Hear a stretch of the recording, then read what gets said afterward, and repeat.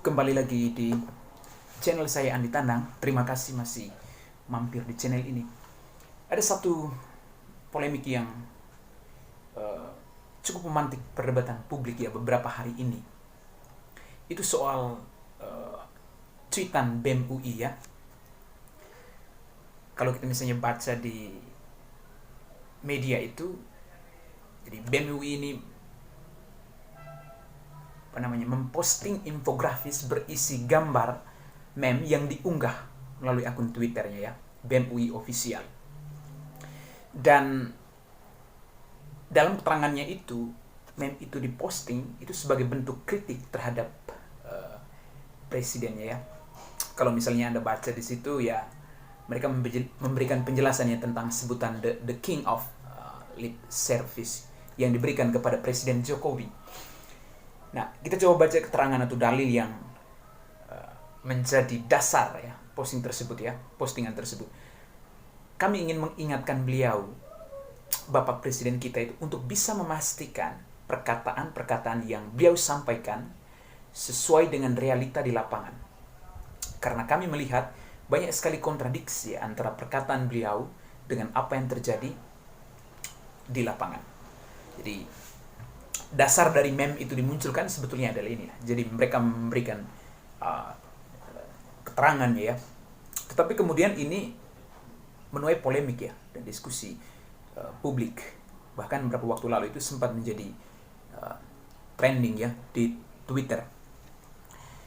Sejumlah pemikir istana atau mereka atau intelektual memilih untuk membela istana dan menghajar balik ya BEM UI ya. Sebut saja misalnya Ade Armando, lalu kemudian saya tidak ingin menyebut Denny Siregar sebagai intelektual, tapi salah satu memang yang cukup getol juga untuk menghajar balik BEM UI itu adalah Denny Siregar ya. Anda bisa cek aja, saksikan di videonya ya. Tetapi ada hal yang menarik ya.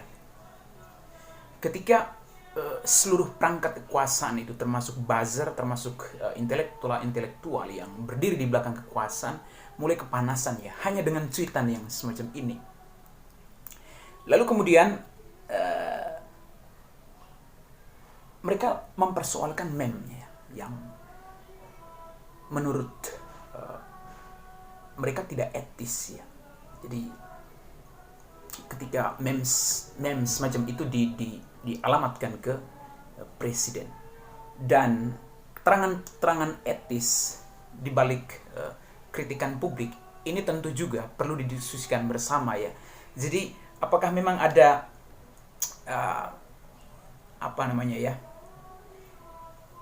parameter yang bisa mengukur, atau misalnya adakah misalnya ketentuan etis dari sebuah kritikan?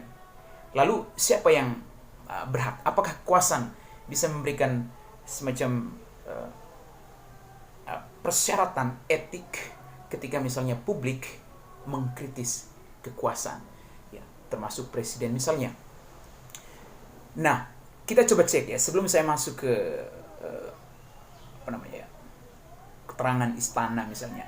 Yang menarik ini juga adalah bagaimana kemudian Universitas Indonesia secara kelembagaan ya melalui di sini ada diberitakan ya.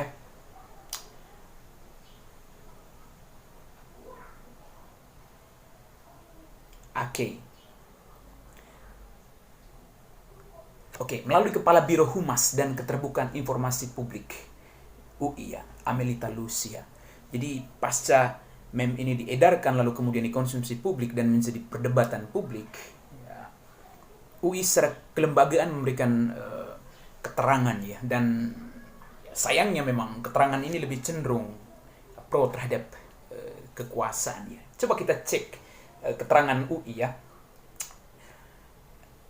Rektor mengklaim UI menghormati ya penyampaian pendapat, tapi poster kritik BEM UI dianggap tak sesuai koridor hukum ya. Jadi ini ada kutipan langsung yang saya ambil dari Kompas ya. Selama menyampaikan pendapat, seyogyanya harus menaati dan sesuai koridor hukum yang berlaku.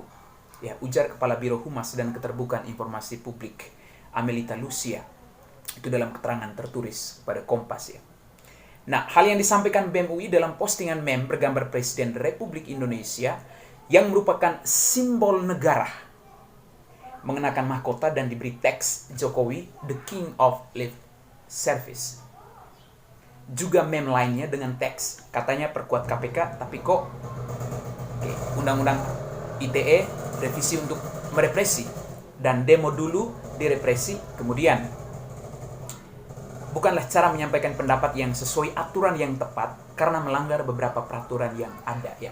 Mungkin pertanyaan yang paling sederhana yang bisa kita ajukan itu adalah koridor hukum macam mana ya yang mau diterapkan ya, atau yang dilanggar ya.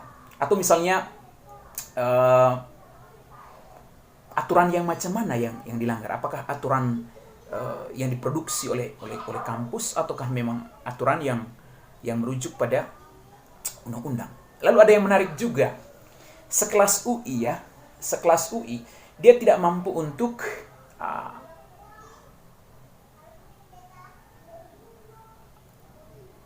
memberi semacam keterangan yang akurat ya, dan ya publik tentu akan mengkritik ini. Bagaimana mungkin sekelas UI menyebut presiden itu sebagai simbol negara ya? Nah, ini juga menjadi perbincangan publik ya. Ya, UI yang mungkin kampus terkenal ya. Tapi kemudian si Amelita Lucia ini sebagai kepala Biro Humas dan Keterbukaan Informasi Publik, dia tidak paham bahwa simbol negara itu sebenarnya, presiden itu sebenarnya bukan simbol negara.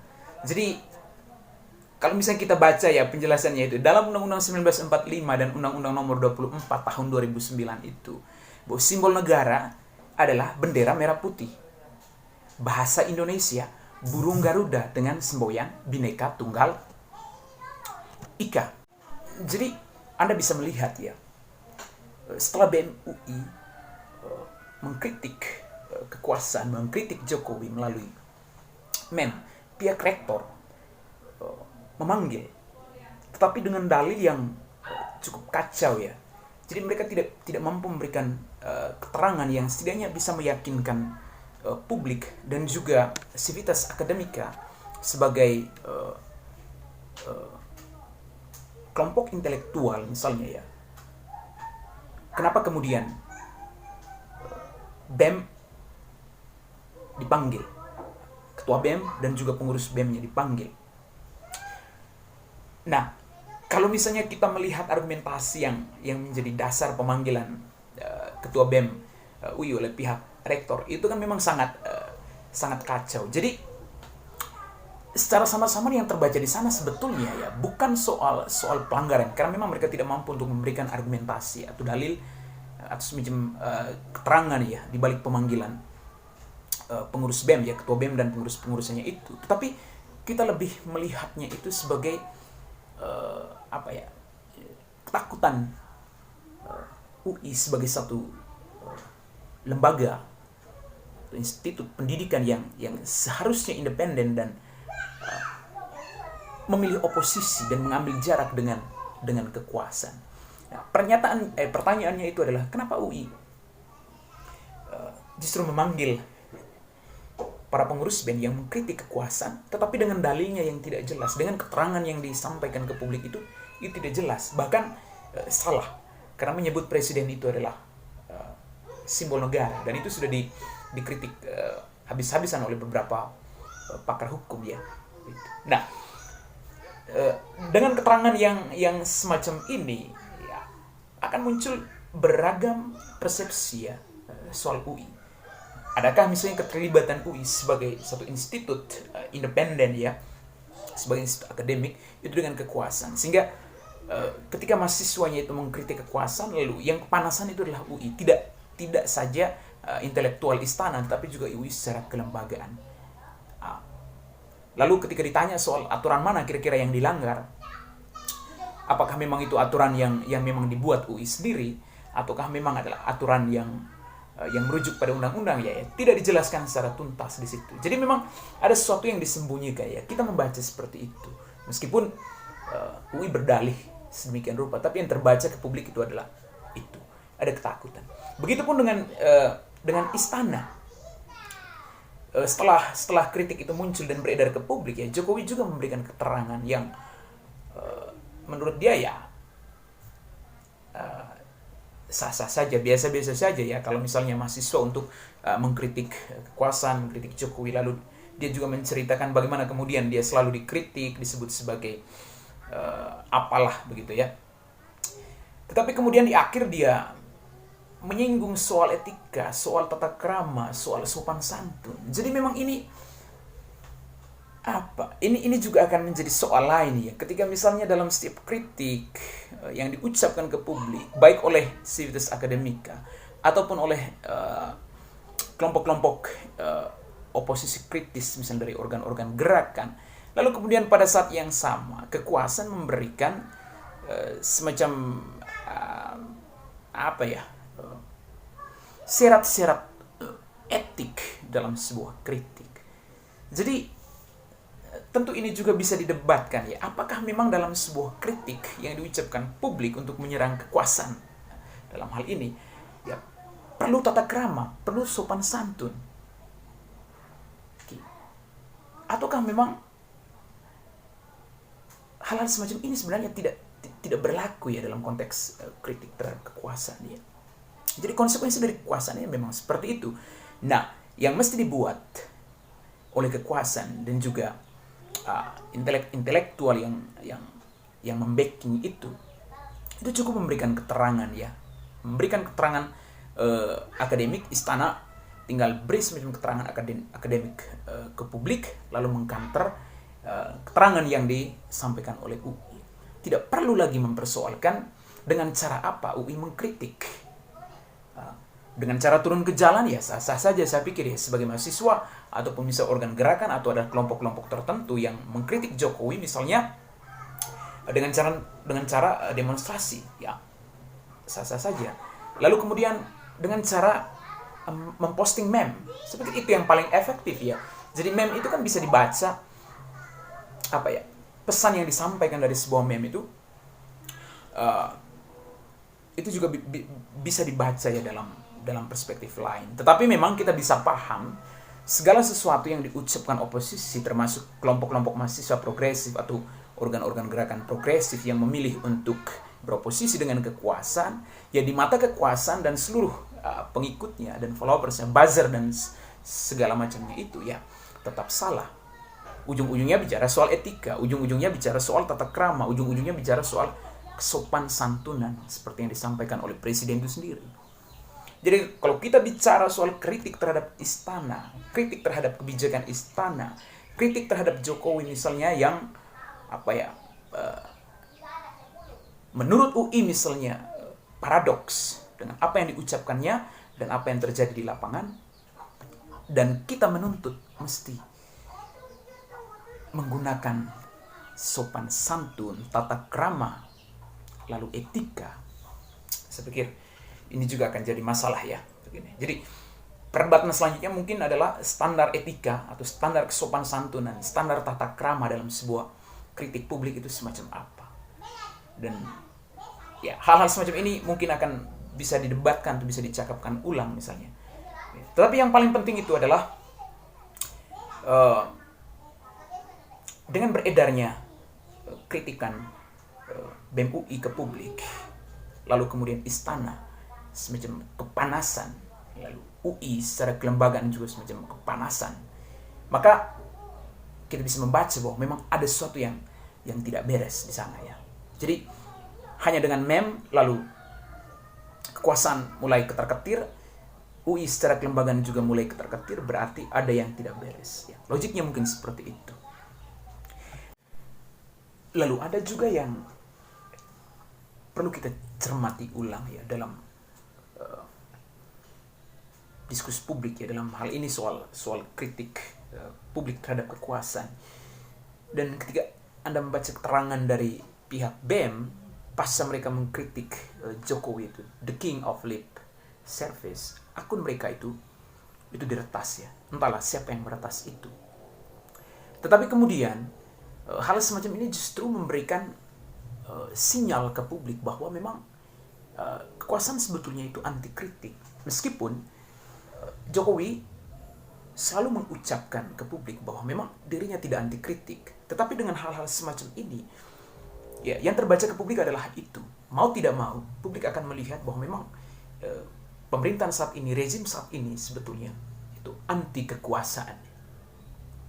Dan ini bahaya menurut saya ya untuk demokrasi kita ya.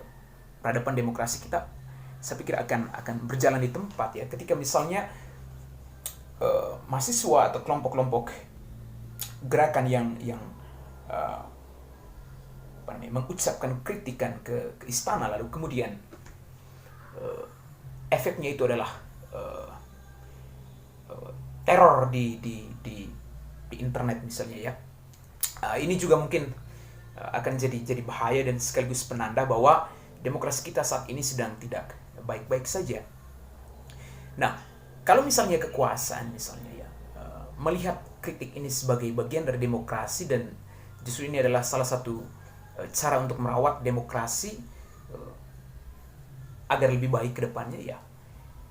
Mungkin hal-hal semacam ini, kritik-kritik semacam ini ya tidak perlu ditanggapi dengan cara-cara yang ekstrim yang justru akan memicu persoalan atau polemik baru di publik ya. Ya, soal ini mungkin kita bisa cek misalnya ya, bagaimana kemudian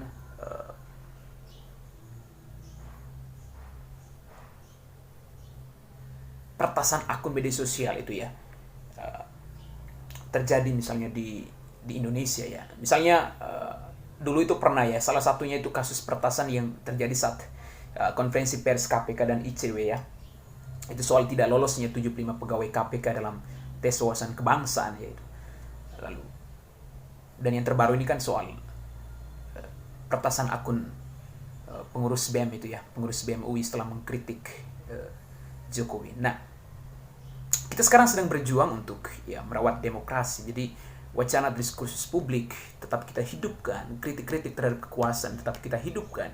Mahasiswa mengambil bagian ya sebagai posisi terhadap kekuasaan, setidaknya memberikan keseimbangan ya terhadap kekuasaan. Karena memang kita tidak lagi bisa mengharapkan terlalu banyak ya dengan partai oposisi, karena memang secara kuantitas kan sangat kecil dan partai koalisi ya kelihatannya ya gemuk. Karena itu memang secara politik kita tidak bisa berharap terlalu banyak bagaimana kemudian partai oposisi ini mengambil perannya ya untuk mengkritik istana. Sehingga memang ruang-ruang semacam ini diisi oleh mahasiswa, ruang-ruang semacam ini ya diisi oleh kelompok-kelompok gerakan. Tapi kalau misal respon kekuasaan ya cenderung berpotensi anti kritik, ini juga akan jadi masalah serius untuk bangsa ini. Nah, kita juga menyayangkan bahwa intelektual istana yang cukup cerdas dan kritis hari-hari ini ya memilih diam. Kalau kita bicara soal Ade Armando, bicara soal misalnya Denny Siregar dan akademisi atau intelektual lainnya yang berada di belakang istana. Ya selama ini keadaan mereka justru hanya untuk membela kekuasaan, membela Jokowi. Ketika Jokowi diserang ya mereka yang paling depan untuk membela. Tapi ketika misalnya ada elit partai koalisi yang mengkorupsi misalnya dana yang sejatinya harus diperuntukkan mereka yang miskin, yang mengalami korban bencana misalnya, itu dikorupsi habis-habisan, dan orang-orang ini justru memilih untuk tidak bersuara. Nah, ini juga kan jadi soal. Tugas mereka ini seolah-olah hanya untuk membela Jokowi dari kritik publik. Tetapi ketika ada elit yang berada di lingkaran kekuasaan, ada persoalan yang berada di lingkaran kekuasaan, mereka memilih untuk diam. Sehingga bagi saya omongan Denny Siregar, omongan Ade Armando itu hanya bualan, karena memang mereka berada di garis paling depan ya untuk membela kekuasaan. Bahkan secara habis-habisan juga mereka mengkritik ya, BEM UI itu ya.